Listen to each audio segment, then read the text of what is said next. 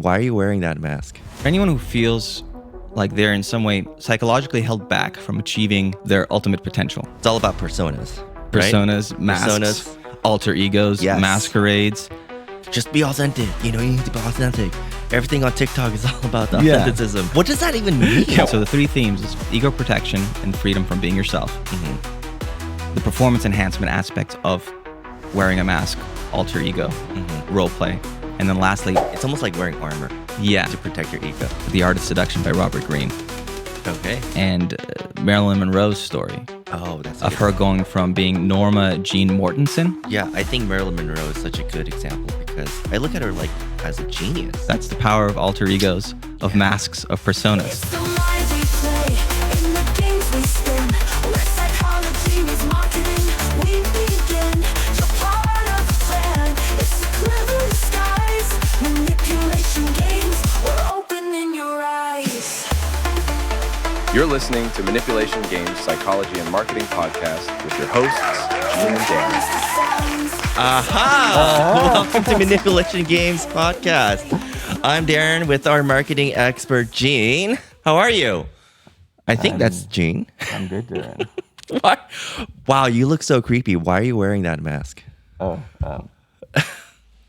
Today's topic is going to be becoming someone else. Ooh, someone else. Yeah. Okay, so I got a teaser for this episode.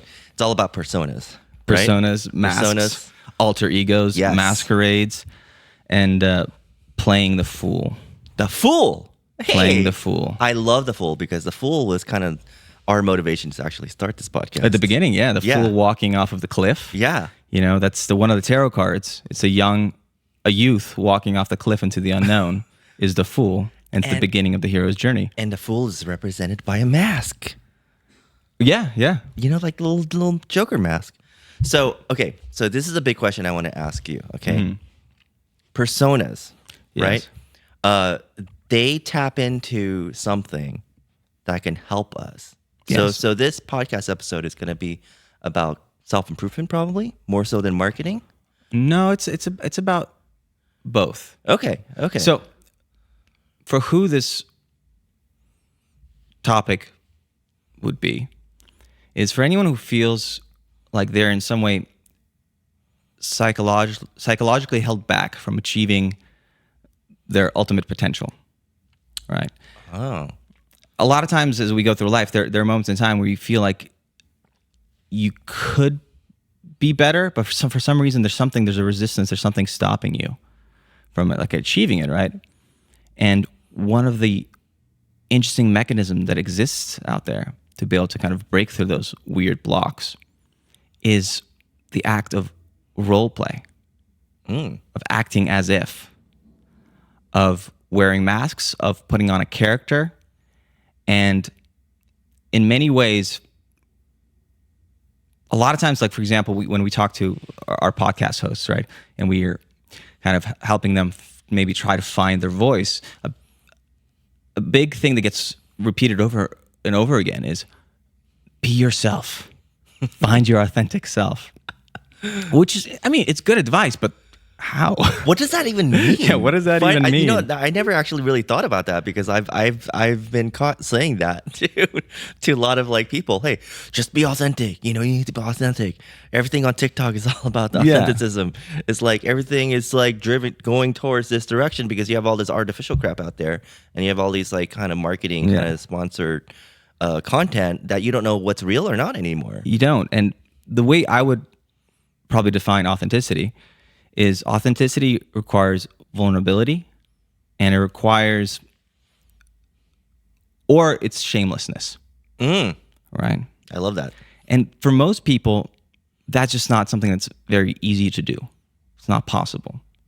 As yourself, as the idea of who you are in your world, in your society, around your family, among your friends, oftentimes we are already trapped in a idea of who we are, and it's very difficult to maneuver out of it because there's habits, personalities of how people see you, what your place is in the world, in the hierarchy of your community, in the office, and so on and so forth. And so, what I would argue, as kind of I guess central thesis of this topic is that wearing a mask, a persona, or playing a role is the best way to truly be yourself. Whoa. By going the other way, Wow. going the other direction, it actually might be the best way to get to that whatever authentic self. Okay.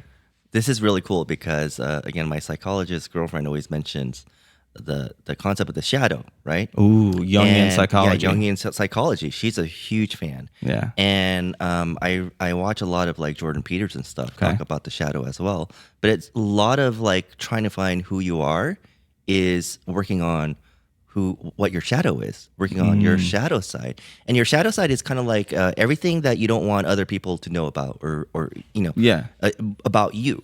And that's kind of like internal, right? It's like the hidden side of you. It's like whatever, for example, a good example is like, when you go to sleep at night and then you're angry at yourself that you didn't speak up or say something that you should have said or done something that you should have done.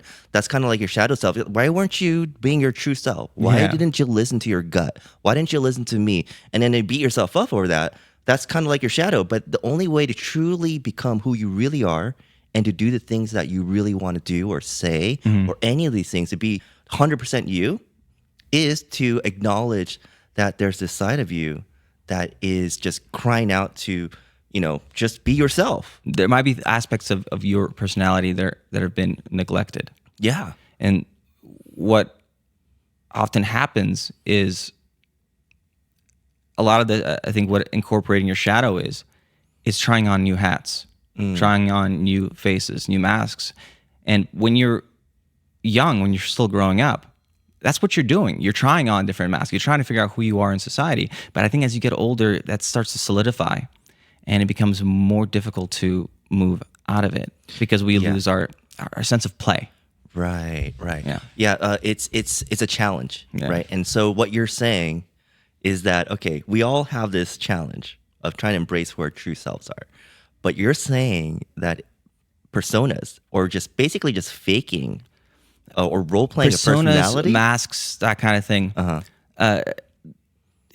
And it's not just like we're going to talk about it from just a purely like woo woo kind of thing. I mean, there's been studies and experiments done to show that there's actually shifts in performance that happen when people take on or pretend to be something they're not, which is kind of crazy. And we'll get to that. Okay. So one of the things that kind of sparked thinking about these things is I took a class at UC Santa Barbara with a professor named Stan Klein, and he did a class on the psychology of self. And one of the things that I kind of came out of that class from is that he was, I think, often quoting William James, who's the father of psychology, like the first guy who kind of basically came up with the subject of psychology back in Harvard 130 years ago, I guess now. And William James would say that there's as many selves as there are social roles we find ourselves in.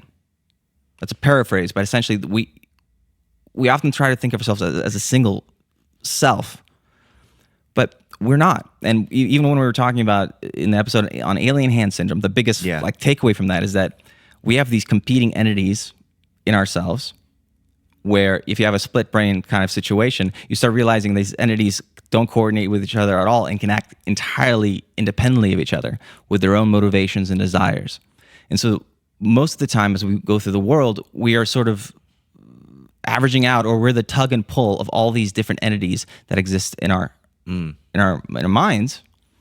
And one of the best ways to kind of be more effective in life is learning how to manage these entities. And sometimes maybe not even beat yourself up about it. But we are not a single self. We have multiple selves and we're dynamic. And you are a different person with your family. You're a different person in your work life. You're a different person with strangers on the street. We are many different selves. Yeah. No, that's totally true. And it's different. Like, if, for example, if you're on stage, or if you're on a podcast, you may embrace a different, more outgoing personality. You're absolutely going to be a different person. Yeah. Totally. And so the kind of the three main themes that we're going to try to cover today, kind of in order, but I think there's going to be a leak between them as we kind of bounce around these topics, is,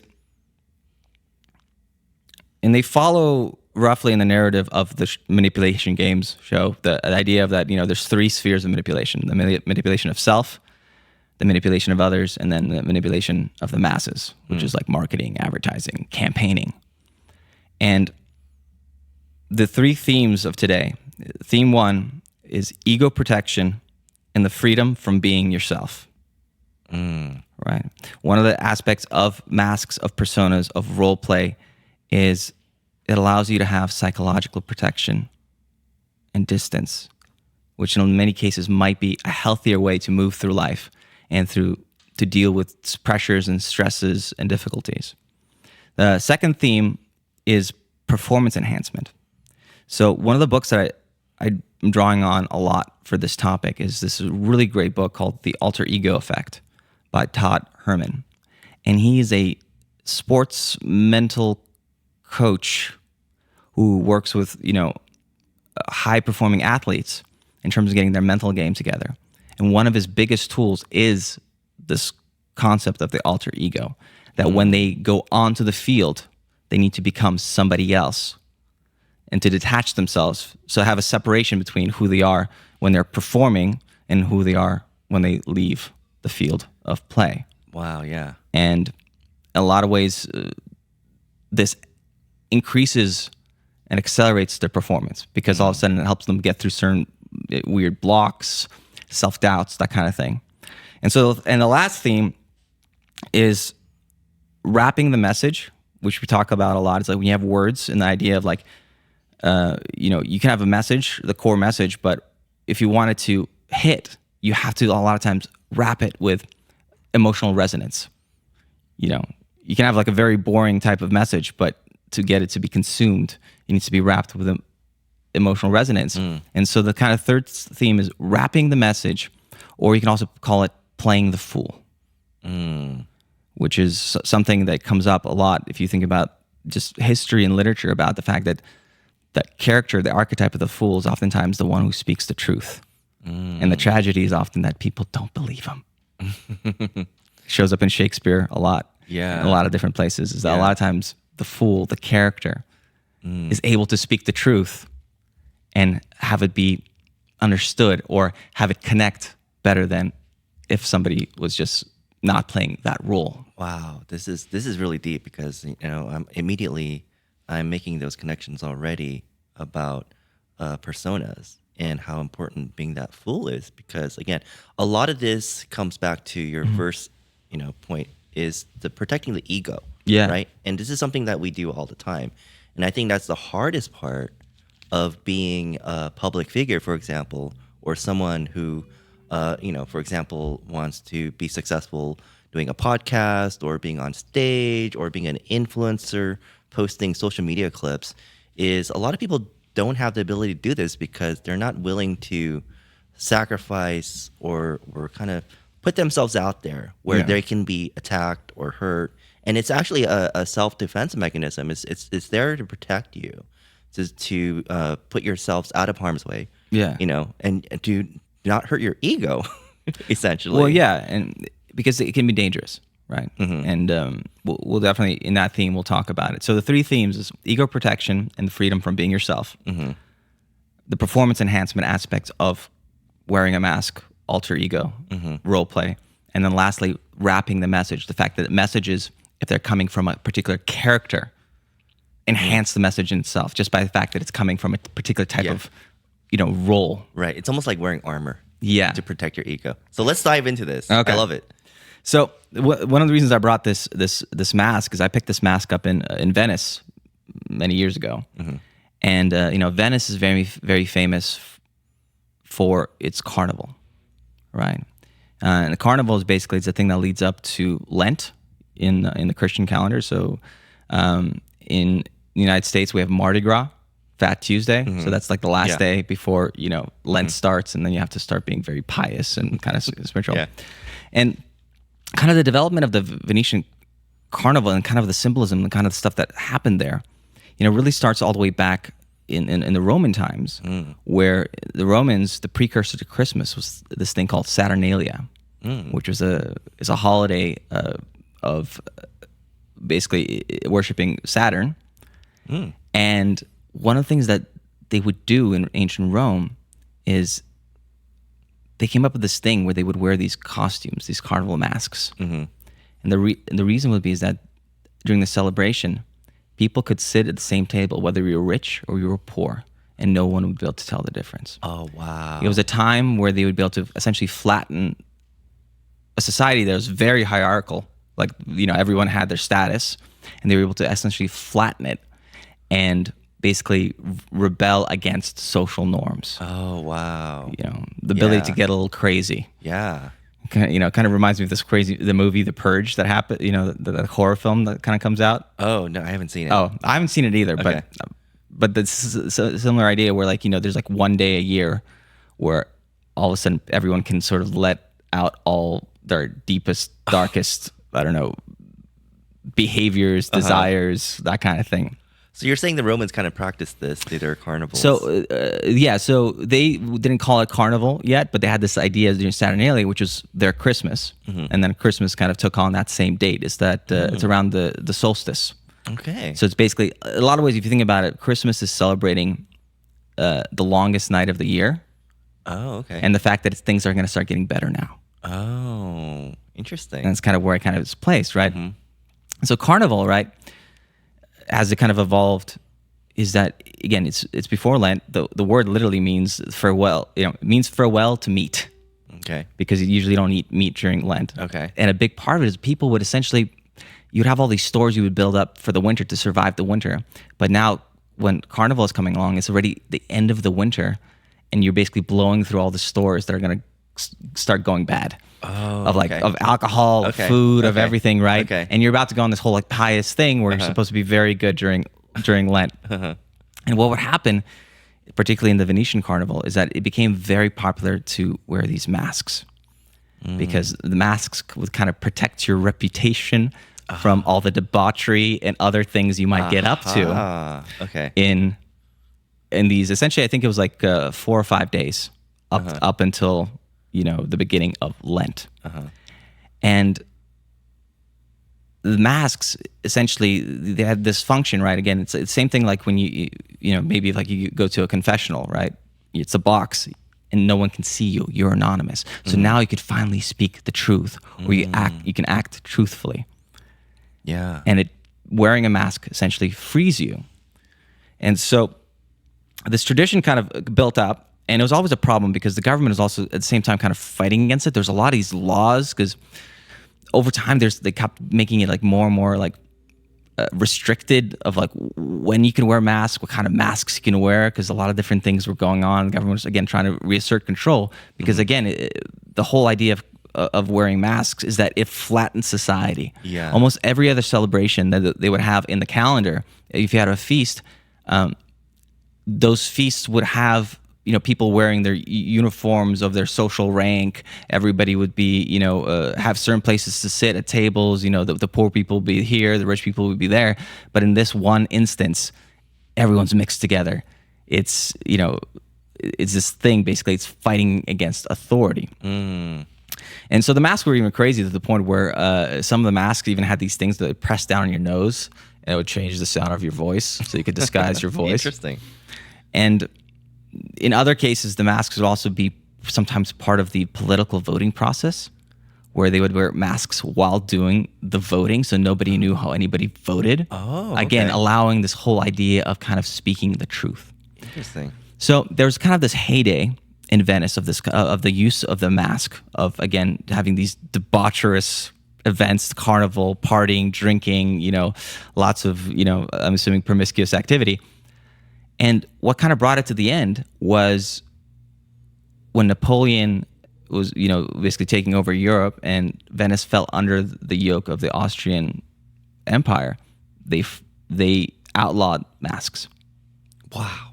And with the outlaw of the mask, Carnival began to lose its steam. Well, yeah, because now you've lost the And- equal playing field. And so the Venetian Carnival actually disappeared for about, I think, like 200 years. Wow, that's a long time. It is actually, it came back in 1979 is when it was basically reinstated. Oh my God. And the mask making process and everything was like actually kind of lost for a while. And so like now they're making masks because it's a big tourist thing, right? But for a while time it was lost. And it's very interesting to see that this symbolism that when the masks were outlawed, Carnival died. Oh It my went God. away. The flattening of society, this moment in time where people can actually act authentically themselves, whether good behavior or bad behavior, it went away with the disappearance of the mask. So that's very interesting. So the mask is very powerful, Yeah. just on a practical level, because it really does. It changes.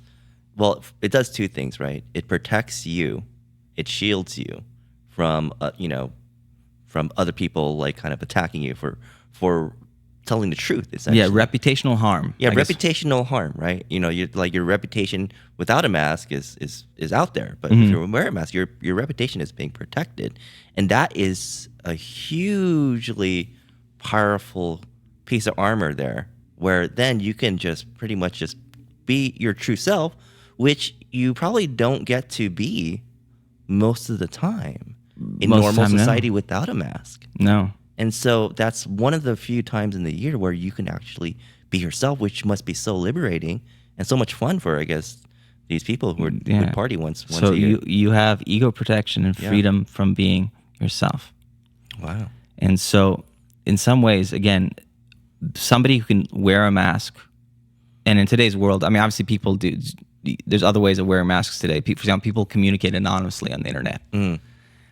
Which is huge. right. That's a form of a mask. Like I remember there's a very famous website where people would send in their confessions anonymously of things they did, like stories that they Yeah. like kind of feel bad about or something. Yeah. And it's and the website, you could read all the things, right? They're like these postcards. I can't remember the name of the site, but it's a wonderful site, and you could read some very like honest but sometimes tragic, sometimes cute stories of people's lives, things that they chances are would never share with anybody else, but in this anonymous form they can. Yeah. And so the personas and masks offer this kind of ego protection, right? One of the things that helped kind of further form this idea for me is that there's this incredible TED Talk, and I think it is probably the best TED Talk that exists out there, Okay. which is a bold statement. Okay. But it's like my favorite TED Talk, and, Okay. I try to show it to everybody. It's the TED Talk by Elizabeth Gilbert. She's the writer of the book Eat, Pray, Love. I've seen that one. Yeah. You've seen that one, Yeah. right?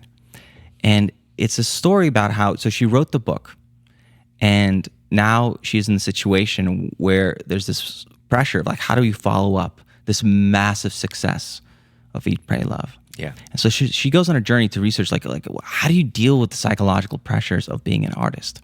And the thing that she discovered was there was a fundamental shift in the way we thought about artistry during the time of the Renaissance, during a movement of humanism, where before humanism, people did not believe that they created their art. They thought they were just channels for it, and basically the creativity and inspiration was being beamed down to them. So in Greece, artists believed that they had a daemon basically like living around them and passing along the inspiration and helping them create art.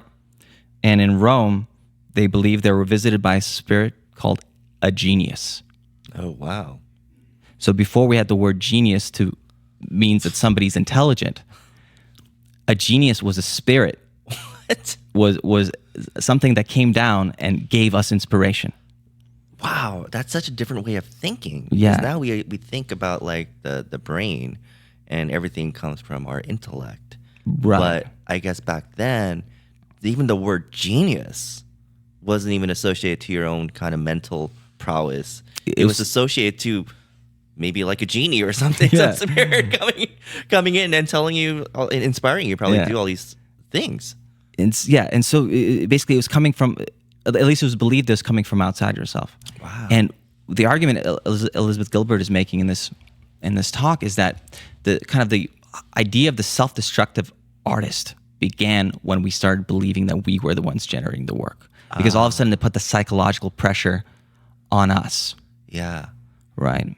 Yeah. Because a lot of times if you again, if you create that distance of like, okay, inspiration, it comes at me. Sometimes it's there, sometimes it's not, but it's not really your fault, right? Yeah.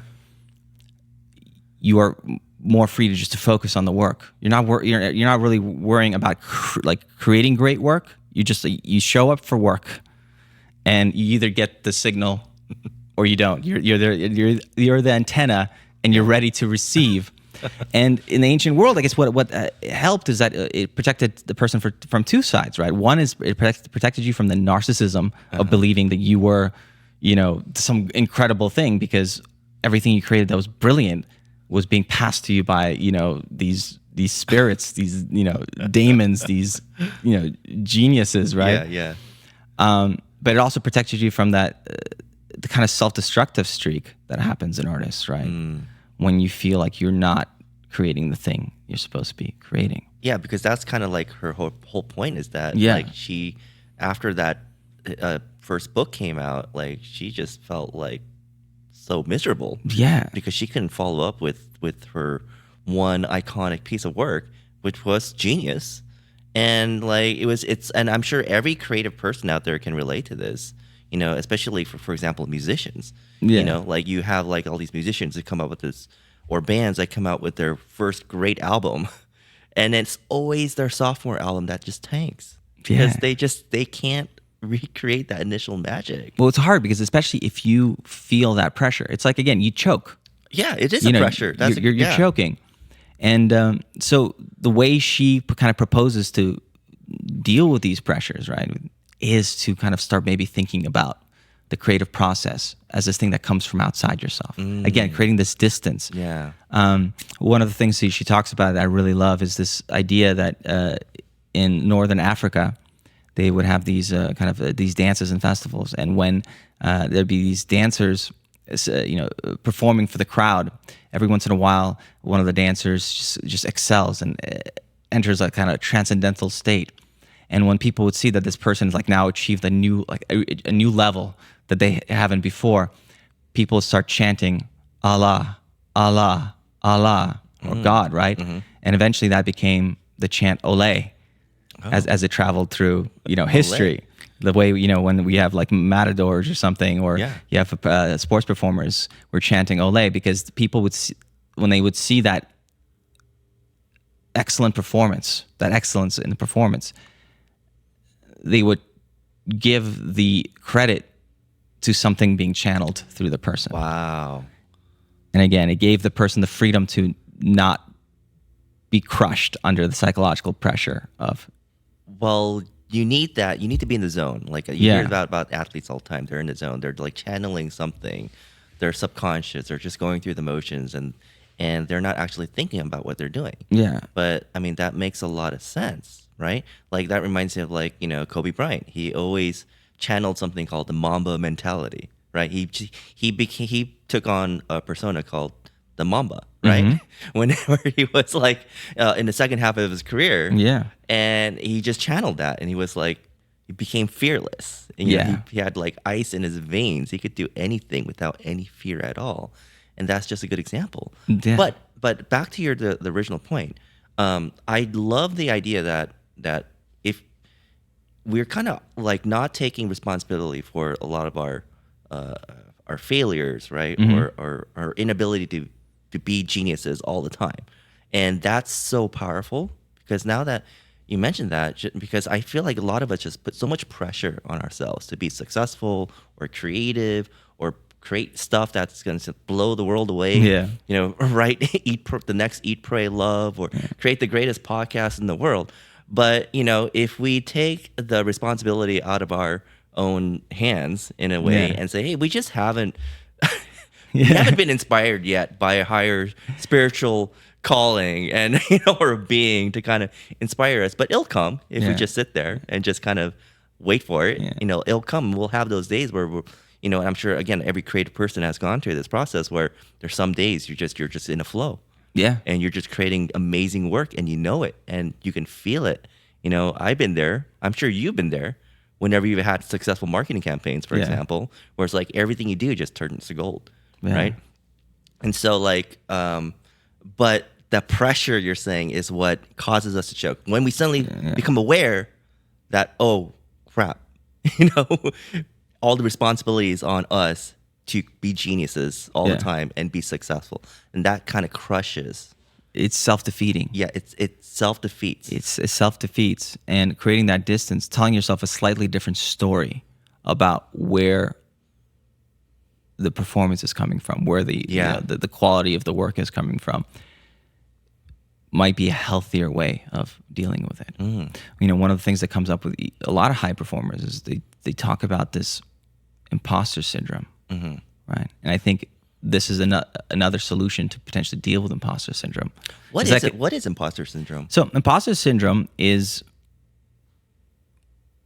there are people, I mean, we all have it, but the most extreme cases where you notice it is that you could have somebody who is the top of their field, in whatever it is, the top CEO, the top, scientist, the top artist, and yet in their own personal life, they still feel like they don't know what they're doing.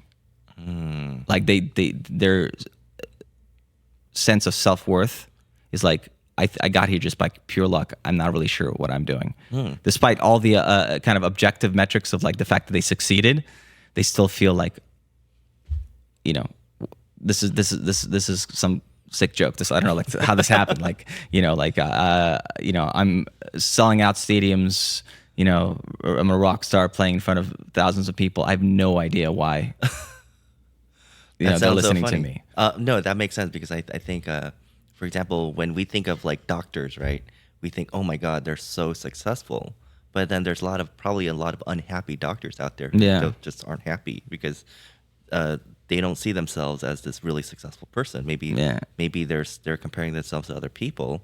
But like another example is, I think, musicians, right? There's so many brilliant musicians out there who can, like guitar virtuosos who can play brilliantly, like any instrument.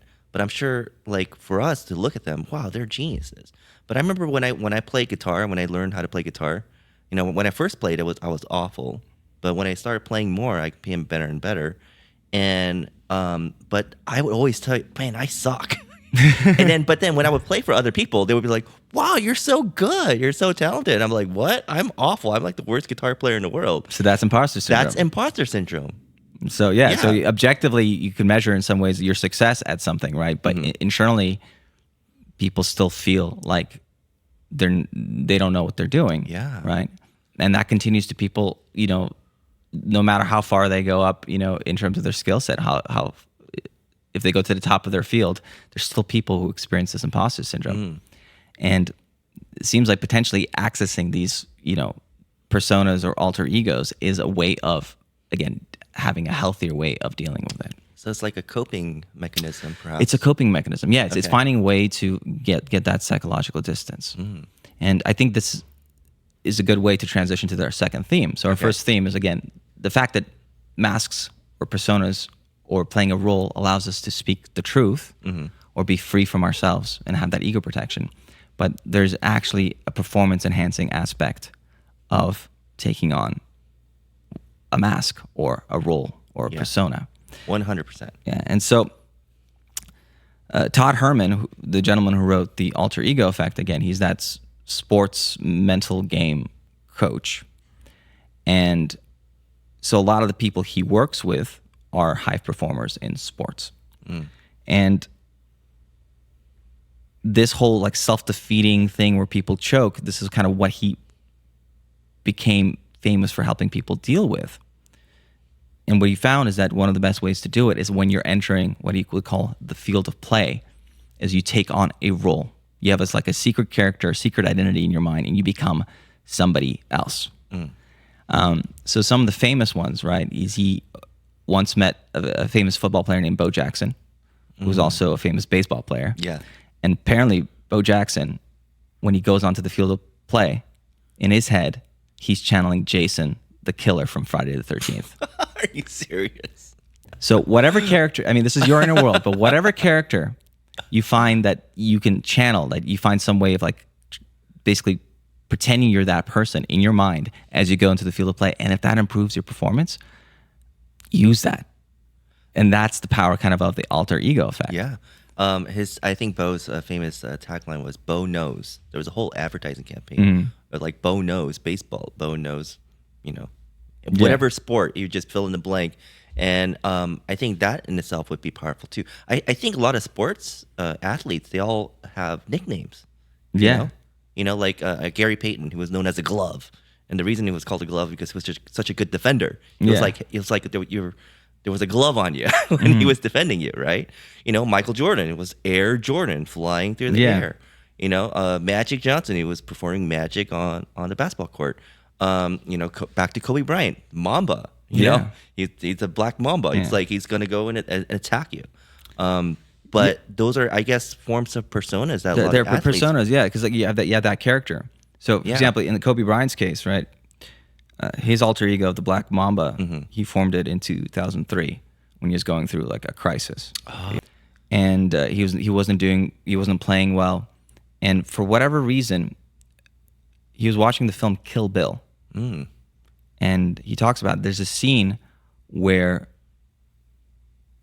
somebody sets up kind of a scenario where this guy is digging through a suitcase of money, and he moves some of the money, and a snake pops out. And bites the guy and kills him. So basically gets assassinated by somebody placing the snake, a black mamba. Yeah. And for some reason, that scene resonated with Kobe Bryant. Wow. Because the black mamba as a snake is a very impressive snake. It moves fast. It's lethal.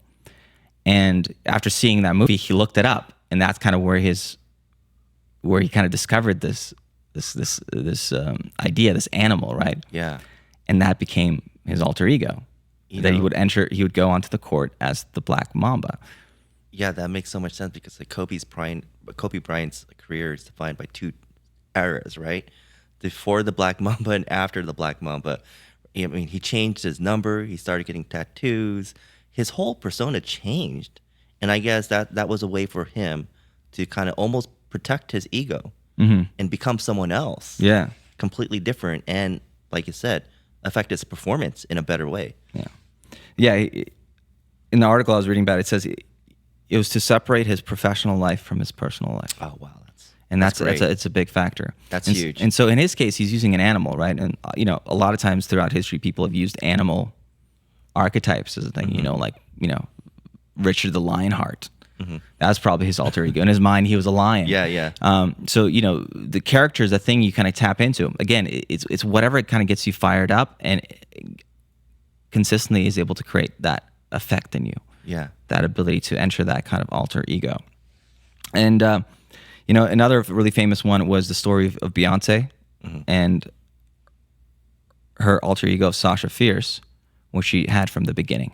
And her story was that she, obviously a very talented artist, but she grew up, in church, as a gospel singer.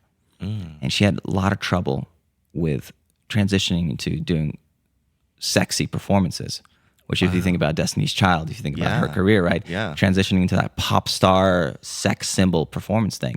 And the way she was able to get the psychological distance to be able to deal with that transition from Beyonce, the church girl, to sexy performer was by coming up with this Sasha Fierce idea. And she had that for a long time before even that album came out. Yeah. And the album was actually when she actually retired Sasha Fierce. Because in the same way we were talking about incorporating the shadow, I guess she got to the point where she no longer needed to lean on the alter ego. Wow. And she incorporated it into her own personality. And then she just became Beyonce. She's just Beyonce. Because that's what you think about when Beyonce, someone fearless and just fierce. So a lot of ways when people are stuck, as we're talking about, for people who might be in some ways psychologically stuck and they feel like they're not living up to the potential they could be, playing around with these roles in your mind could be the thing that helps you break out of that and become somebody else. Yeah. Right? Yeah. And then eventually you can come back and eventually integrate yourself as a complete idea because you've now played out that role of being, a confident, courageous person when you feel like you're a shy, introverted person. And eventually you can integrate and become the blending of the two. No, that makes so much sense because then, not all of us are rock stars or singers or famous athletes. But we could be. But we could be. Yeah. You know, if we just take on this alter ego persona that, you know, we can kind of embrace. But I'm just thinking about, like, for example, if you're a sales guy, right? And then maybe you're not as, you know, salesy as you'd want to be. Yeah. You know, you could take on a persona and give yourself a like a nickname, you know, like Johnny Gold, Johnny Gold salesman, you know, like something funny, like anything. I have the Midas touch. Anything I touch, I sell. You know, like funny personas that'll just make you turn into this person, so that when you're on a phone call, you know, you just take on this persona. You're not yourself anymore. You know, you're not trying to, you know, take money from some guy. You know, you're Johnny Gold. You're playing a role. You're having fun. Yeah. You're free to, again, be expressive. So yeah, I mean, it's a very powerful tool. There's a list of people we can go through, but a couple of more I think that are really great stories to kind of put this in. This one is from The Art of Seduction by Robert Greene. Okay. And Marilyn Monroe's story. Oh, that's of her going from being Norma Jean Mortensen, to becoming this blonde bombshell Marilyn Monroe, because she was a redhead. She didn't look the way she did when she became Marilyn Monroe. It was a transformation that she had to go through. Yeah. As she kind of became an actress. And one of the interesting things about it is that she very consciously became Marilyn Monroe, to the point where she would spend hours in front of the mirror, like perfecting her makeup and her look and that kind of thing. And one of the things that she did actually kind of for fun is she would go out, after she was famous, she would go out into the city and no one would notice her. Nobody knew she was Marilyn Monroe if she didn't do the whole thing, the clothes, the hair, and the makeup. Yeah. You know, in her home life, she would just she liked wearing jeans and t-shirts, like very, very, very boring. So there's a separation between who she was at home and then who she essentially became. So yeah, I think Marilyn Monroe is such a good example, because like I look at her not as like this beautiful, you know, blonde bombshell, even though she is. I look at her like as a genius, like. Because when you watch her movies, I recently watched a bunch of Marilyn Monroe movies. 7-Year Itch, How to Marry a Millionaire, and A Gentleman Preferred Blondes. She has this persona, right? That's 100% acting. It's not her. It's this, and if you just watch her, just listen, not even talk, her facial expressions, she just has a way of just kind of like looking like this.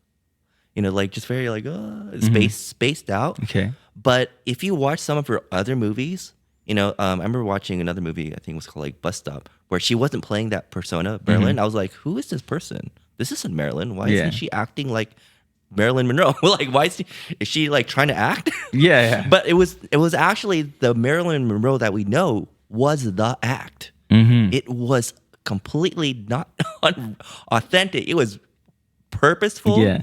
It was acting. It was just a persona, like you said, this Marilyn Monroe persona that she just created. She manufactured. Yeah, the way she actually broke through was there was a role being cast in a Groucho Marx movie where the entire thing was they needed a beautiful girl to kind of walk across the screen in a very, you know, sexy way.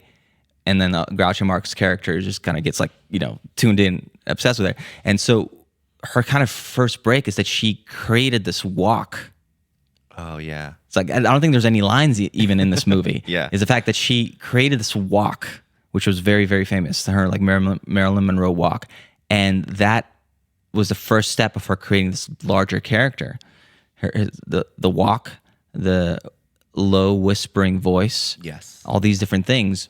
So she sculpted this character, and then eventually she broke through. Yeah. Created this, you know, again, it's almost like a platonic ideal, you know, where anybody who puts the hair on, does the little beauty mark, puts on the dress, you right away, you know, it's Marilyn Monroe. Yeah. Right? Yeah. Most other actors, you wouldn't be able to like dress up as an actor a different actor for Halloween. Yeah. Like how would you dress up as, I don't know, Marlon Brando. You can't, right? Right. But you can dress up as Marilyn Monroe because there's an entire idea, construct. Yeah, and again, if you look at Marilyn's movies in her prime, she has the same hairstyle, same look, like everything's consistent. She doesn't like change anything up. Yeah. She takes on this persona, and again, it's I like the word, it's sculpted. It's sculpted. And I'm sure something happened, something probably triggered in her life, whether she was trying to protect herself. Well, she definitely had a really brutal life. Like her life was very, very difficult. Yeah. There's a movie on Netflix they did, I think it's just called Blonde. Okay. It's a long, very artsy, and it's a brutal film because she did not have a happy life. I feel like a lot of people who do get into show business, have a lot of those kind of childhood traumas. Well, remember we talked about in the episode on dark triad personality, right? Is the fact that if you have a psychological hunger for love and attention, and that is driving every single tiny little decision you make, you will likely become very good at getting love and attention. You will learn to be charismatic because it's the one drive of your entire life. Yeah. Every little decision is made with that one purpose and goal. I think you described it as the hunger. The hunger, psychological hunger, right? Yeah. And so, in a lot of ways, that's the people who end up excelling in that skill set. Yeah. Because most people don't want to be seen all the time. Right. Like I imagine it probably would suck to be really, really famous. Yeah. It'd be very draining, I think. Yeah, it would be very, very, very, very intense. And so, but for some people, they want that, and so that's the psychological hunger for them. Oh, it probably fuels them as opposed to drain normal people. One thing I was going to mention at some point, and it's a cool thing to mention now in terms of like Marilyn playing Marilyn Monroe, who's then playing a character role, is that I noticed kind of a similar thing. There's this incredible screen test that Marlon Brando did for Rebel Without a Cause. No way. So James Dean obviously got the role, but there's this screen test and it floats around on YouTube. And it's so mesmerizing and magnetic, especially because you see Marlon Brando when he's a young man. But one of the things I kind of got from that screen test is that Marlon Brando plays Marlon Brando playing the role. Okay, yeah. And I think if you start thinking about the vast majority of our iconic actors, that's what they're doing. Johnny Depp is playing Johnny Depp playing the role. Yeah. Right? Yeah. Because there are actors who are able to transform and change to the point of like Daniel Day-Lewis. Yeah. Half the time I don't recognize him in movies, and half the time he's actually, to me, kind of forgettable as an actor. Yeah. Because he's not Daniel Day-Lewis, he's Abraham Lincoln. Yeah, he completely like embodies the role and becomes that thing, and therefore he almost doesn't even have a brand. While a lot of actors, who we consider like icons, they're playing some exaggerated version of themselves, who is then playing the role. Yeah. And that seems like a very interesting dynamic. So, are you saying that a lot of celebrities they just take on a persona? I think so. I think especially by default. actors. I think actors by default have to take on personas because they're. If you think about the act of the art of acting, they're talking about a lot of the same stuff, just probably only within the realm of acting. What is it? Living your truth in an imaginary circumstances, acting as if. They're using a lot of almost like psychological techniques to tap into it. They're almost hypnotizing themselves into roles, right? If they're trying to cry or something, they have to access certain memories to be able to essentially make them cry. So I think by default, they are tapping into these personas. Wow. Right. And again, in their field, that's the norm. But I think in other people who are not actors should also play around with playing roles. See, in their lives. I'm more fascinated again with like the Marilyns who like can just change and just turn on and decide they're gonna be a different person. Another person I think about from a musician is Lana Del Rey, right? That's another really good example because she had a whole like pop career before Lana, and she has a different name. And then I just remember like she just kind of just appeared almost overnight. Yeah. She came out with a single called Video Games, and it was like from that point on, it was Lana Del Rey, and it was so it was so good. Yeah. It was so like she just became this character. Yeah. In her music, in her style. She hired this amazing photographer, took these amazing photos, and that was the image that she put out there. That transformation. Yeah, and she transformed. And that was amazing. Yeah, I mean, I love the Lana Del Rey story, and in parallel, I also always look at Lady Gaga. She did a similar thing. The other day, we were talking to somebody. Somebody reminded me about Slim Shady, Eminem and Slim Shady. Yes. I was like, oh, like wait, that makes too. sense. Yeah. And so, yeah, and again, I think there's an importance of having that ego protection, because then when you go home, you just go home to be you. I think Lana Del Rey is Elizabeth Grant or something. Is her real name? Yeah. But she just gets to go home and be, I guess, Lizzie, or the guys like, for example, the guys in Daft Punk, they get to go home and be themselves, right? Hey. They wear these big robot masks. That's a great example because they wear masks too. Yeah. No one knows who they are. They can do anything they want. No one's gonna come home and like write follow them home and say, hey, you did this. Your music sucked. They don't care. Yeah. They're just aliens from outer space. Yeah, so they go into this world. Uh-huh. It's a separate world, and then they get to come back and essentially be able to live a more normal life because That's almost because they have that separation. That's almost perfect. Yeah, it's also there's like it's like that trope, the Hannah Montana trope. Miley Cyrus becoming Hannah Montana by putting on the blonde wig. Yeah. Again, she gets to be an ordinary little girl, right? But then she's also this pop star. So there's that separation. Oh. And that honestly, I think, is the perfect scenario if you want to be a rock star or some sort of famous person, superstar.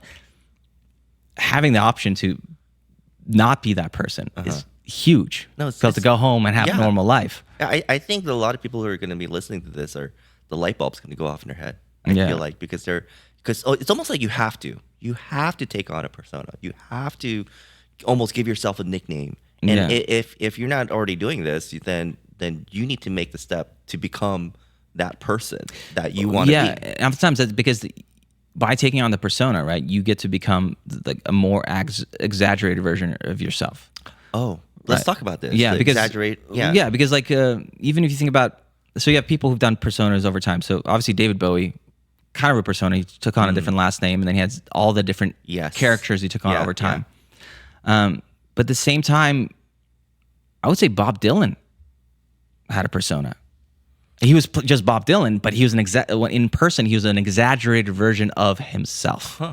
I don't know what Bob Dylan is like outside of Bob Dylan I know. But I imagine he's such an exaggerated character in the way he presented himself to the world. Yeah.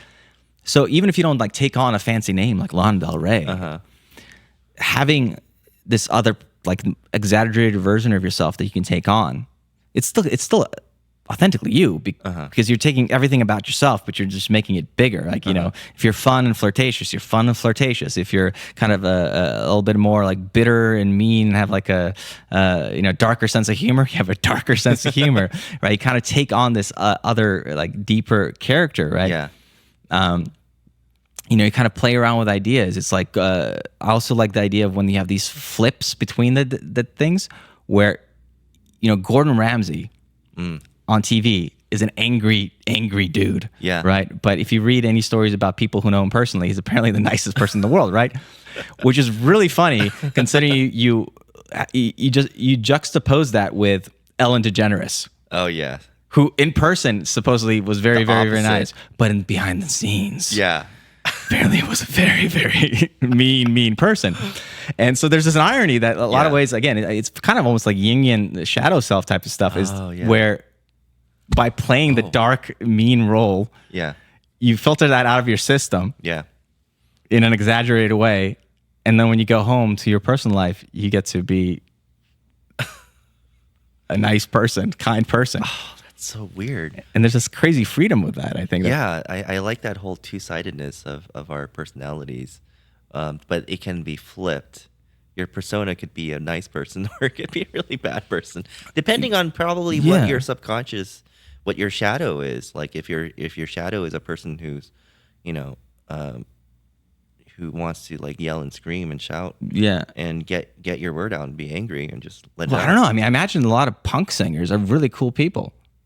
Like, Probably. I mean, think about probably, it. Yeah. Maybe It's like just their personas. I listen to, and I like to play like heavy, dark, depressing music. Like a lot of the songs I've written in the past are very dark, depressing songs. Really? But I'm not a depressed person. I just I like sad songs. I don't know. Like I think it's a way of, I guess, you like get it out of your system. Right. And but it's a different world when you go back to just Yeah. And everyone's like, why are you so depressed? I'm like, I'm not. I'm a very well-adjusted person. So it's funny, actually. Sometimes there's this weird like flip where, like, again, you have this Ellen DeGeneres thing where she's super nice in person. Like, that's why sometimes when people are too nice, it's a little suspicious. Yeah. You know, it's a little bit more fun when somebody has like an edgy personality. Yeah. Because they're being authentic, they're being shameless. No, they are. Right. They're not trying to impress. I was listening to a comedian which actually just mentioned that.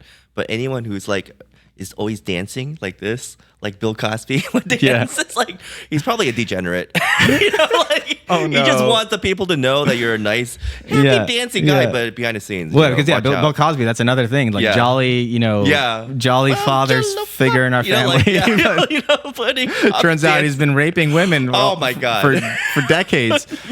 So yeah, sometimes that's why I always talk about like this having skepticism of people who are very charismatic. Yeah. A lot of times it's like, why are they trying so hard to be charismatic? Watch out for the dancers. Yeah. Who come out there.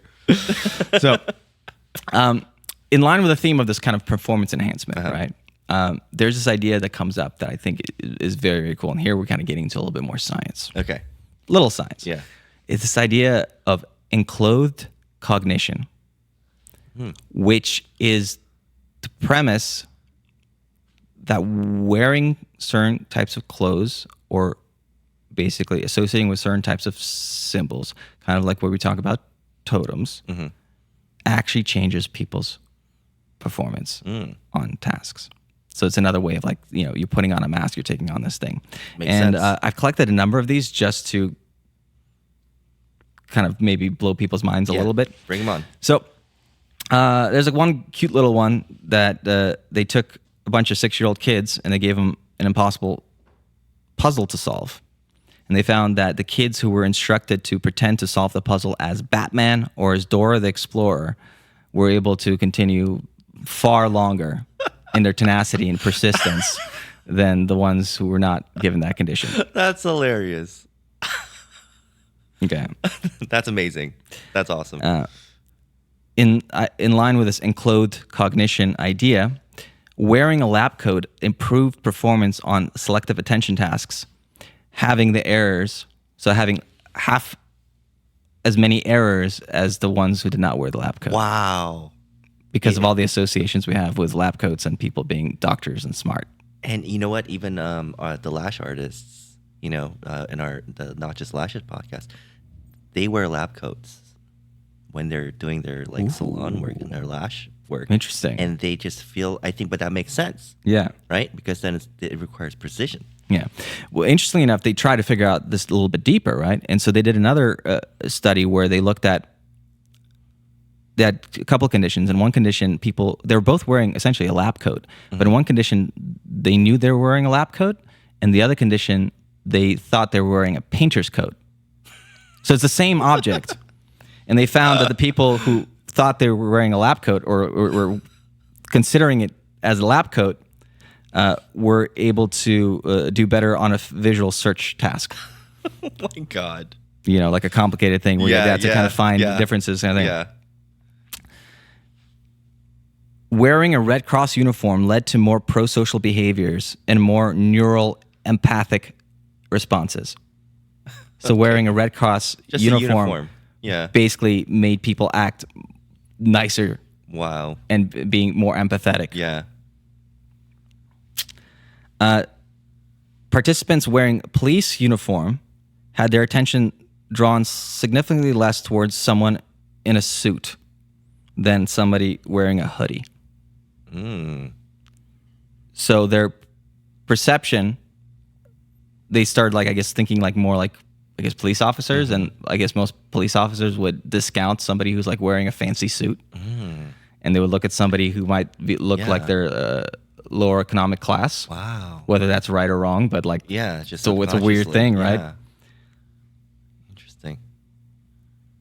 wearing a bicycle helmet compared to a baseball hat would cause participants to score higher in risk-taking and sensation-seeking behaviors. Oh my God, that's crazy. Right. For whatever, just wearing a helmet for some Wait. reason makes you feel like, So you're saying wearing a helmet can actually cause more risk? people for some reason would feel like they could take more risk. I don't know. It defeats the whole purpose of wearing a I helmet. guess, then. yeah. Well, I guess it funny. makes you feel more invincible. I imagine if you wore a suit of armor, you might be a little bit more like aggressive with people, or Absolutely. maybe like body armor, like a Kevlar vest. Yeah. You would be like a little bit more like aggro. No, totally. Wow. A watch as a fashion accessory is associated with higher levels of conscientiousness and punctuality. That one I don't know because I'm never on time anywhere, but Like, hey, I'm on time. but I guess on average, the study found that there was a difference. That's funny. This is a funny one. Wearing counterfeit products has been shown to increase likelihood of behaving dishonestly and judging others as unethical, as well as making individuals feel less authentic. What? So having like a fake, like, I don't know, Louis Vuitton bag or something Oh my God. That's so weird. would increase the likelihood of somebody behaving dishonestly. Oh my God. Wow. So again, it's just it's a perception of the object. It's the same thing as the lab coat, right? It's a lab coat or a painter's coat. You could potentially give somebody a real Louis Vuitton bag and tell them it's a fake one, and this effect could come into play. Yeah, that's insane. The fact that all this is just in your head. Because Yeah. like I feel like if I wear a lab coat and someone tells me it's a painter's coat, I'll paint probably a lot better. Probably. Potentially, yeah. Yeah, because I'll be like, hey, I'm a professional. Look at me. Upper class clothes, aka business suit, and lower class clothes, aka sweatpants, when compared in negotiation tasks and also testosterone level as a hormone, the wearing of the business suit was associated with a higher self-benefiting behavior, so negotiating harder and having significantly higher testosterone. Wow. Just wear a suit. Yeah, because testosterone, the way it kind of works in social situations, it's also a way of regulating hierarchy in a situation. So if somebody is like a leader of a group, their testosterone will be higher just because they're acting out the role of being a leader. Yeah, yeah. And so our testosterone actually goes up and down depending on, whether we're losing or winning in the hierarchy games in a social situation. Interesting. Which is pretty wild. Yeah, that's insane. Interesting about the kind of creativity thing. This is a little bit different from the clothes thing, but I remember learning about this in university, and I thought that was great. Subconsciously priming somebody with an Apple logo would make people do better on creative tasks than priming them with an IBM logo. And so this is the power of branding. That's so huge. all those associations that are connected to a symbol. Yeah. So that's why symbols and totems and uniforms, right? They are packages of condensed meaning. A character is a package of a condensed meaning. A symbol, like an Apple logo. And so a lot of times I think when people are taking on an alter ego or role, they're tapping into some famous character in their head. It's that package of all that meaning. Yeah. And it gives instant access to to a very complex idea, but in like one go. That's amazing because, how do you measure a success of a brand? Well, again, look at Apple. It's a really good example. Just the logo itself, you're saying, affects the creative. The subconsciously helps. priming. Wow. So basically, a prime. flashing it. It's a flash that's done during a task. Wow. So And you just become more creative. Yeah. So basically, what they would do is, I don't know how this one specific would be done, but the way we would do it in laboratories, where somebody would be doing a task on a computer, there'd be a different stance. There'd be a point in time where they would get this subconscious prime. It would flash so quickly you can't even see it. Oh. And then you would probably do some sort of task where you would have to come up with creative word associations or something. There's various tasks you can try to test how much your brain can go in different directions. I see. And so that Blows my mind. would affect that. Another crazy kind of brand one is one study found that priming with a Disney logo made people behave more honestly than those primed with an E logo, E the channel. Okay. So, All right. so That yeah, makes so sense. that's kind of the sciencey stuff of okay. So yeah, there's an ego protection aspect to taking on a mask or a role or putting an alter ego in your head, but there's also some performance enhancement things that we're seeing, like even the fact that it's wearing certain types of clothes, it seems to shift people's success a little bit. Like it's not like a huge, but like, all this stuff builds up, right? And so, characters, taking on characters, the uniforms and totems, right, are things that help people take on this alter ego effect, which is what Todd Herman talks about in his book. And so you have these characters who have, again, this condensed packets of meaning, right? So characters think like Indiana Jones, right? Adventure, curiosity, Tyler Durden from Fight Club, Jack Sparrow, James Bond, Batman. All these characters, they have so much condensed meaning in them because of the cultural associations we built with them. Yeah. So if one of these characters speaks to you and you try to act them out, it gives you potential access to resources you might not have had if you were just trying to do something as your little old self. Yeah, and again, just bringing out a stack of books. Yeah. Just makes people think we're smarter with the glasses. Well, the glasses. Well, actually, funny enough, so the glasses one that I really liked is Martin Luther King wore glasses, even though he didn't need them. Oh. Because it got him into his space, and he felt it made him look distinguished. Oh. You put on your glasses? Yeah. And, I don't know, do I look more distinguished?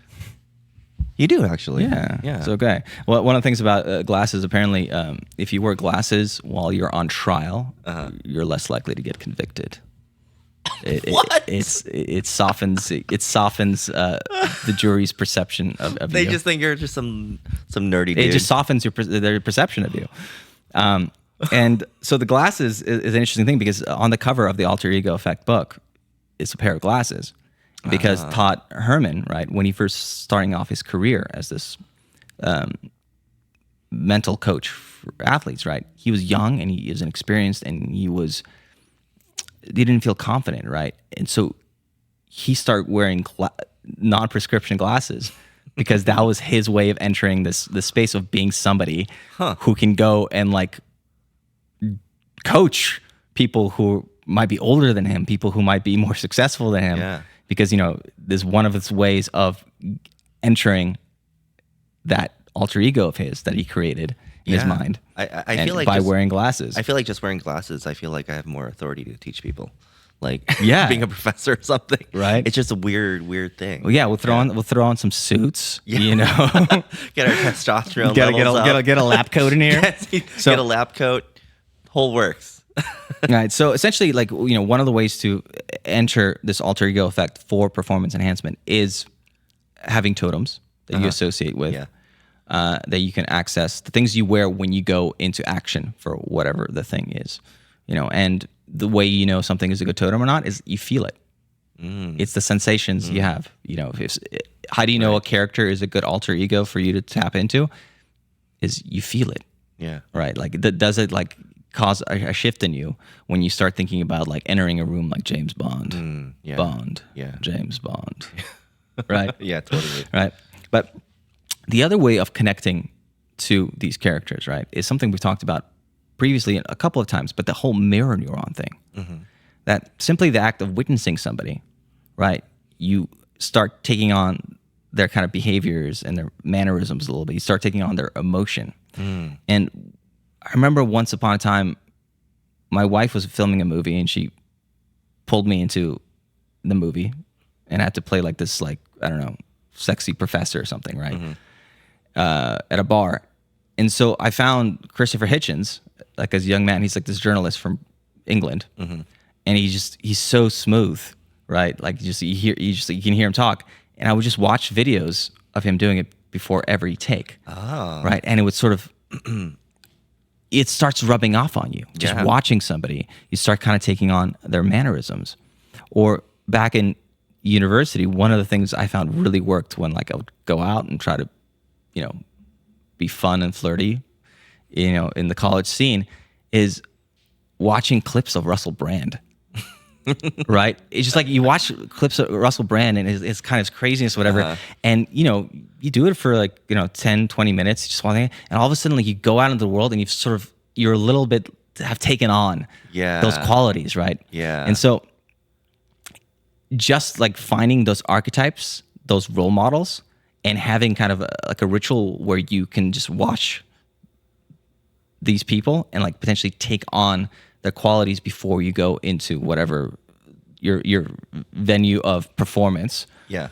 And what I found very interesting is that when I was in high school, I would be in theater, and one of the hardest things to do when you're acting on stage, at least for me, is not taking on the other person's accent, the other person's character. Oh, I don't know. It's tricky. All of a sudden, like you hear somebody talking with a particular accent. All of a sudden, you sort of kind of start shifting into that space. And so, one of the things I think actors have to work on is like maintaining their character and not being contaminated by the role that other characters on stage are playing, especially if that role is very big and is a high energy. Right. It's those mirror neurons. It's the mirror neurons. It's firing off, right? Yeah. And so, a big aspect again of taking on these roles and taking these masks. One, you can have objects and totems that give you access to it, but two is just watching videos of your role models, whatever for this case, and taking on those qualities before you go into your performance. Yeah, I think I learned that watching your stage charisma video. It's a short video you can watch. Yeah. But one of the things you recommended, for example, if you're going on stage, you can watch your favorite stand-up comedians, like Chris Rock. He has a lot of energy, and I think if you just watch him do stand-up for like half an hour, you're gonna get pumped up, and it primes you, right? Yeah, it primes you. It primes that energy. It starts shifting your mind into that space. Yeah, and you're much better off potentially doing that, right? Yeah, totally. Like a lot of times, I spend a lot of time in front of a computer doing like nerdy data work. Mm-hmm. I'm also an introvert. And so when I have to go out into social situations, I love being in social situations, but there's sometimes a tough transition going from staring at a screen all day, not talking to anybody, and going into a situation where you have to be social and fun and energetic. And it's because you've been kind of in that space for most of the day. Yeah. And now you need to have some way of shifting into a different role. Yeah. You're playing a different self now. Like doing a podcast, for example. Like doing a Like, podcast. why are we here? We were just working on our computers earlier. And next thing you know, we're being recorded on a microphone. Yeah. So it's like, So how do you embrace that? Yeah. Like, Well, a lot of times the way I end up doing, I just go to the vocal booth. We have a vocal booth that's like soundproofed, and I just make silly noises. I do weird tongue twisters and stuff like that, just to remind myself I have a mouth that I can speak with. Yeah. You ever not talk? Because I'm a computer nerd too. You ever not talk for so long? When you talk for the first time after 8 hours, it's like, ugh. Yeah, it's like everything is, it's like their it's just muscles asleep. don't work. Yeah, Everything's it's asleep. I forgot how to talk. All right. So I can relate. So these rituals, are the ways by which you can kind of enter this thing. Yeah. All right. So now I think we can move to theme number 3. The fool. The fool, playing the fool Yes. and wrapping the message. So obviously, so we talked about ego protection. It might be in a lot of ways healthier to take on an alter ego, a persona, to wear a mask, to be your authentic self, right? Yeah. It might actually even make you better at whatever thing you're doing Yes. by taking on the character. Absolutely. Whatever it is. Right. And from the standpoint of communicating, especially communicating on a mass level, taking on a character might actually make your message work better, right? The reason I was kind of calling the theme "playing the fool" is that historically, especially in literature, there's this archetype of the fool, right, who speaks the truth, but no one believes him. Specifically, Shakespeare and King Lear. Okay. Like King Lear, his life is falling apart around him. He has his one trusted, basically friend is the jester in his court, and the jester is literally telling him, "This is going to happen." Like from the beginning, you're going to be betrayed. And the tragedy is nobody believes the fool, right? But in other cases, taking on a character that's exaggerated, that is playing the part of the fool, will actually make the message, the communication you're trying to put out, be more better consumed, makes it easier, right? Okay. One of the big examples of this is the John Oliver effect, his show on HBO. Yeah. And the amount of things, the fact that he would do these essentially news shows, but they're comedy news shows, and people would be more ready to consume them about some very serious topics. Yeah. And he would actually affect change. Yeah. Right? Yeah. There's situations where like he was the FIFA corruption scandal, he got the head of FIFA to resign as a result of his broadcast, Wow. right? Yeah. He helped shift the bail laws in New York City because of one of his programs, right? Yeah. So he's playing a fool, but he's communicating the truth in the sense of like he's communicating a difficult message that normally nobody else would consume. No, that's huge because I remember like the Daily Show, right? John Oliver came from the Daily Show. Jon Stewart was such an influential comedian. Well, Jon Stewart's the OG, right? Yeah, he was the OG, but it's funny because kids between the ages of 18 to 30, they didn't watch the nightly news. They watched the Daily Show. Yeah, that's how you night. That's how you would get your news. Yeah, is through the comedy format, and even to this day, like Jon Stewart sort of started it, right? But the branches have gone out. So Stephen Colbert's got now is it the Tonight Show, Late Show? I don't remember on CBS. Yeah, and he continues that world. And again, Stephen Colbert was playing a character of a highly conservative like Republican thing. Again, creating a character and being over the top allows you to communicate a message in a way that's more powerful than not. Yeah, taking on a and John character. Oliver was the British guy who was confused about America and was trying to understand crazy Americans in a weird way. It's like, but it was like just common sense. He brought that. Like I don't know anything. Like I don't know much, but he's just pointing out the obvious. He is playing the fool to a T. Yeah. And an important concept, I think, especially not all the characters that you could take on necessarily have to be a comedy character, that kind of thing. But there's this idea that we don't laugh things off, we laugh things in. So oftentimes when somebody is telling you a joke and you're laughing at it, you're not brushing it off. You're actually accepting the idea. Wow, that's so true. So it is it's a Trojan horse of getting ideas in. You don't laugh things off, you laugh things in. That is so true. The funniest jokes are the ones that you can relate to and you believe in them so much that you laugh, but you're laughing from within. Yeah, because a lot of times they're putting a mirror on you or society or something. Yeah. And they're putting your face through something that might be uncomfortable. Yeah. But then all of a sudden you realize, oh wait, that it has to have some kernel of truth in it, and we don't laugh things off; we laugh things in. So again, if there's a hard truth or a hard message you're trying to communicate, you're trying to persuade with, the power of wrapping that message by presenting it through some sort of exaggerated character allows that message to connect. So humor is kind of like a vehicle. Right? It's a vehicle. The envelope in which you wrap the truth into. But we absorb it. Yeah. Because, and then, so if you deliver something with humor, then you're delivering something that is much more easily it's easier to consume. Consumed. And again, there's I think there's different types of humor, right? And I would say I'll look at it in two ways. There are things that are funny because the jokes themselves are funny. Meaning, like if you wrote out the words of the jokes and you handed it to somebody else and they read those jokes, right? It would be funny. But there are comedians whose jokes, if you did that, you wrote them down and gave them to somebody else, are not funny. The only reason they work is because of the character. It works in the context of the character. Yeah. I would say Russell Brand is one of those people. I don't think he's that, like his jokes, if you wrote them down, they're not that funny. It's just funny in the context of the fact that he's this ridiculous character, right? A lot of things that, you think about the jokes that maybe like Jack Sparrow makes in the Pirates of the Caribbean movies, right? They only work if you do them in the Jack Sparrow voice. Right? The character itself is what makes whatever the message funny, right? And so that's why if you're developing your own personal brand or if you're developing a brand voice for your brand, developing that character, that exaggerated character, is what will make the message connect more, regardless of if the words on their own are clever, funny, or witty, or whatever it is. It's the entire context.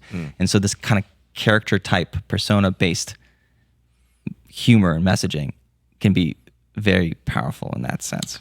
Interesting. So it's not just the message; it's also the character that you portray. It's the character, right? On. You know, Yeah. it's you start thinking about how this kind of comes into play in some of the different brands you see. I was trying to collect some that are more like humans acting out the character. Obviously, we have like the Gecko, right? Allstate had that mayhem guy. You know, I thought that was a great character. Yeah, that's a good one. So like big brands can definitely do it, especially if they have a central person who's kind of playing that character. But there's a lot of different places where when you are doing kind of mass communication, taking on that character just supercharges whatever you're doing. I collected 2 examples to kind of finish us off of essentially, again, taking this role play idea, this exaggerated character, and taking us into kind of mass communication. And so one of them, these are just from my Instagram that I kind of was collected. One of them is this Irish fitness influencer content creator. His name is Tony McAlevey. And he takes on this character. He calls himself the Wolf, right? And he's this guy, never has a shirt on, right? And he's like over the top, and he's basically always making jokes about banging your mom, right? And he's like howling, and he's just crazy, right? But the thing is, the actual advice that he's giving is solid. It works, right? Yeah. But again, you're wrapping the message, right? That's brilliant. So, an example, I just wrote down some of the things he's saying. Okay.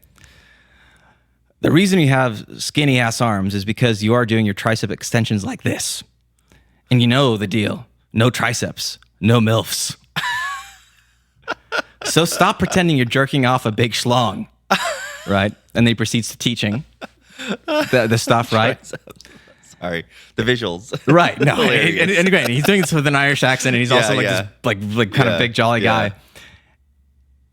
And then, you know, he teaches, and then you can thank the wolf with a follow. Right? So you can look up his channel, but he's a great example. Again, he's taking dry fitness content, Yeah. but he created this character. Right. He's the wolf. Yeah. And he's banging your mom. Because if he wasn't the wolf and some random fitness influencer said those same exact words, he would just be like, "What? This guy's insane. Like, what is this guy?" Well, yeah. But because it's the wolf, it's hilarious. Yeah, so he's found this character, this exaggerated type. The reason your girlfriend makes fun of you to her friends is because you have tiny ass calves. I'm pretty sure this is the reason my last girlfriend left, because I already brought up my biceps. That's funny. You know, and then he's like trying to put the pin in the weight machine. Like, Jesus Christ, where's this hole? I've never had this problem with your mom. Oh my god, awful jokes. Right. So yeah, I mean they're like terrible jokes, but like again, he's like taking this character, right? Yeah, and which makes it funny. It makes it's so good. Yeah. It's like, do me 3 favors. First, number 1, tell your mom I want protein shakes for dinner. 2, drop me a follow. 3, have an open mind about Smith's machine squats. Okay, wow. Interesting. What is the best cardio for fat loss? And no, it's not riding MILFs. Right? So again, he's taking this character and he's taking dry fitness content. Yeah. And like, again, the stuff he talks about is science-based like fitness stuff. But, you know, compared to other fitness influencers, he's got 1.2 million followers, right? Yeah. And again, because he's taking an important message and he's wrapping it. He's playing the fool. He right? is. Absolutely. And the other example for this, and I remember when I saw this ad for the first time on Instagram, I'm like, holy wow, this ad is so good. And so this is a business ad for a marketing agency. And it's this guy named Sabri Subi. Okay. And he is the founder of a agency called King Kong Digital. And now he's gotten so big, he's one of the sharks on Australian Shark Tank. Okay. Right. And his whole thing, he's like this aggressive asshole personality. And his ads are very like kind of like edgy, kind of aggressive, kind of fast cuts. And so It's like the biggest ad starts off this way. A guy is sitting in a church pew and he's crying and he's being consoled by his girlfriend.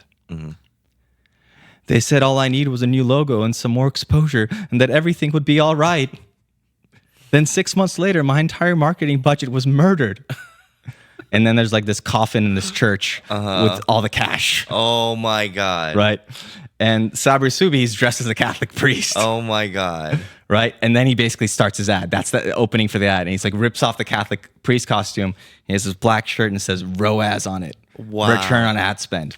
Wow. And here's the copy of the ad. Okay.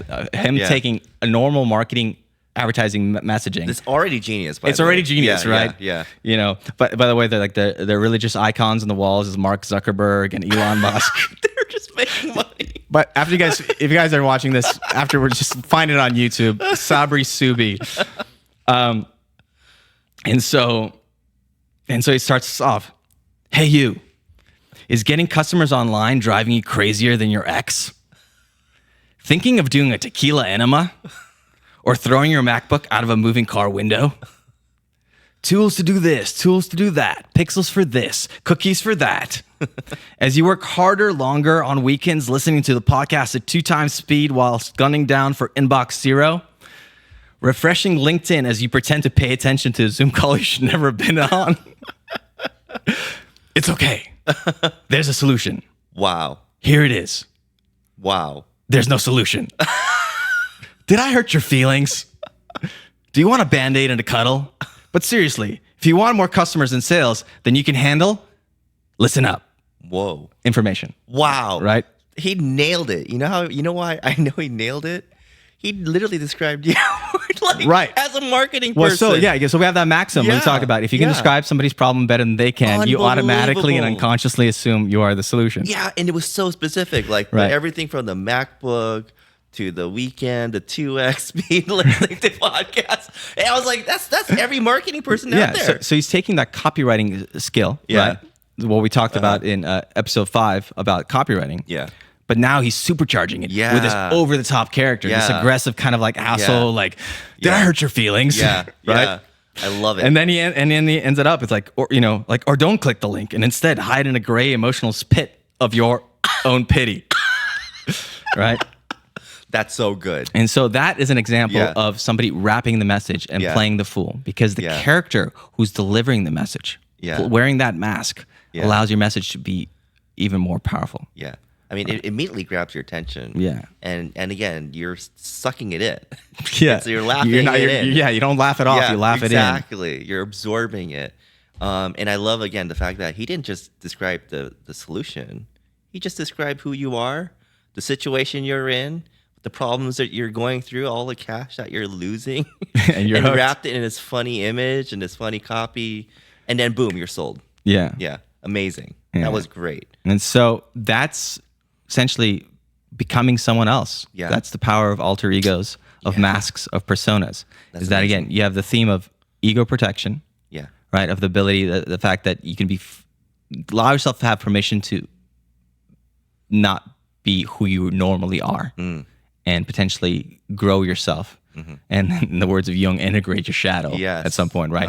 So the ability to free yourself from that, the way Elizabeth Gilbert talks about being able to not be crushed by the psychological pressures of being a creative artist, the fact that potentially telling yourself a story that you're channeling something from outside yourself is healthier than, beating yourself up and being a self-destructive artist, right? Performance can actually be enhanced by, taking on these characters or wearing certain clothes, items of clothing, or priming yourself with certain ideas, right? Yeah. And finally, when you take on a character, when you wear a mask, your message can be a lot stronger. Absolutely, 100%. Wow, that was amazing, Gene. Well, thank you for distilling all this information within just an hour and a half, I believe. But that I'm was surprised a lot. we got it in an hour and a half. No, that was great. I mean, I've learned so much, and I think you hit the nail on the head. We need to allow ourselves to take on these personas.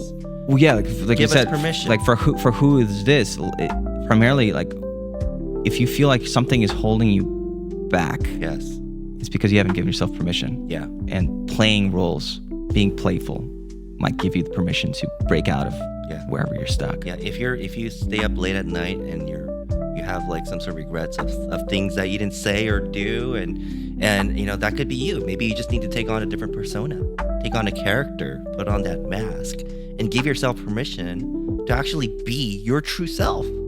You know, which is the most amazing message, I feel like, out of this whole podcast. It's just being your true self and amplifying that. Yeah, being your true self. It's putting on a mask actually allows you to become your true self. That's the hard part. Authenticity. That's what authenticity is. So anyways, thank you, Gene, for this amazing information. Thank you guys, listeners, for listening to another episode of Manipulation Games, Psychology and Marketing Podcast. I'm Darren. Gene, you can find us on YouTube, Spotify, whenever you listen to podcasts. Thank you for joining us. Until next time, bye.